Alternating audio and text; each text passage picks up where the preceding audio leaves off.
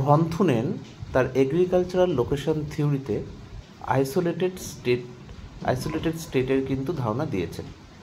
তা isolated state কি?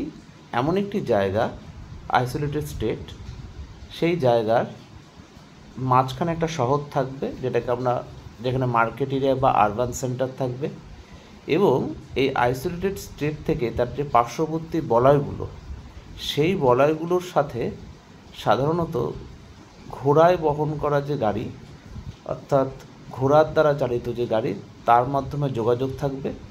Total এরিয়াটায় flat land থাকবে, সমতল ভূমি থাকবে, এবং এই অঞ্চলটাতে অর্থাৎ বাজার থেকে যত দূরত্ব বাড়বে বলয়গুলোর দিকে, দূরত্ব অনুযায়ী ভাড়া হবে প্রপোর্শনাল, অর্থাৎ দূরত্ব যত বাড়বে ট্রান্সপোর্টেশন কস্ট কিন্তু তত বাড়বে।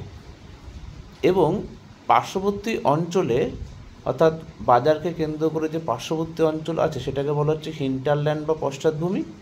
এই পশ্চাৎভূমিতে যত উৎপাদিত দ্রব্য হবে, সমস্ত উৎপাদিত দ্রব্যগুলো এই বাজারে এসে, আরবান সেন্টারে এসে সেগুলো বিক্রি করতে হবে, এবং অঞ্চলটাতে যা যা জিনিস দরকার সেগুলো কিন্তু এই আরবান সেন্টার বা মার্কেটের উপর কিন্তু ডিপেন্ডেন্ট থাকবে। এরকম একটি অঞ্চলকে উনি আইসোলেটেড স্টেট হিসাবে চিহ্নিত করেছেন।